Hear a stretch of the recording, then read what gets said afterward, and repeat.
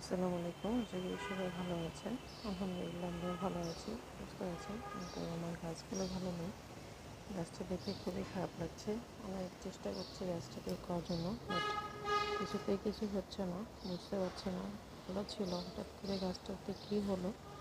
গাছটা দেখে এই গাছটা মাশাআল্লাহ ভালো আছে, বাট গাছটা একদমই ঝিমিয়ে একদম হয়ে যাচ্ছে, মনে হচ্ছে থাকবে না, মরে যাবে।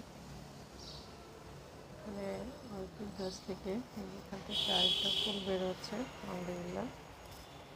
বাকি গাছগুলো মোটামুটি ভালো আছে, পানি দিতে হবে। এখানে নীলকণ্ঠী গাছ থেকে একটু বীজ বের হয়েছে। উপরে সবগুলোই ভালো আছে, ফুলটাও ভালো আছে। এখানে এই যে কলি বের হচ্ছে, এটা থেকে দুটো কলি বের হয়েছে। এগুলো ভালো আছে, গাছটা মাশাআল্লাহ বেশ ভালো বড় হয়েছে।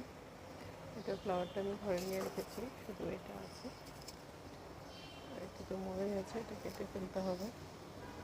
সব ভালো আছে। নিচেগুলো এই গাছটাতে আমি কেটে আবার ডালগুলোকে পটিং করে দিয়েছি, দেখা যায় কিনা।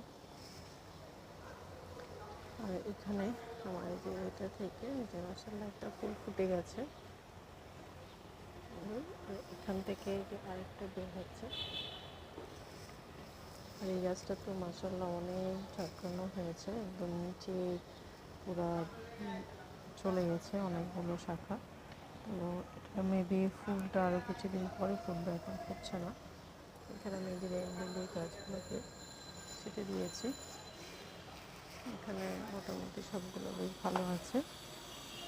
এখানে দেখুন আমার ধনিয়ার বীজগুলো সুন্দরভাবে উঠে গেছে, যেটা থেকে মাশাআল্লাহ সবগুলোই উঠছে, এটা থেকে উঠেছে। এখানে যে ডারপালাটা ভালো আছে, কিছু পাতাই হয়েছে। মোটামুটি সব ভালো আছে আলহামদুলিল্লাহ। ছাদে যেতে মন চাচ্ছে না কেন যেন, তাই ভাবলাম যে বারান্দার গাছগুলোর আপডেট আপনাদেরকে দিই। ছাদে কিছু কাজ আছে, করবো। আজকে মালি আসবো, উঠবো, ইনশাআল্লাহ চেষ্টা করবো আপনাদের সাথে শেয়ার করতে, হয়তো পরবর্তীতে শেয়ার করে দেবো ইনশাআল্লাহ।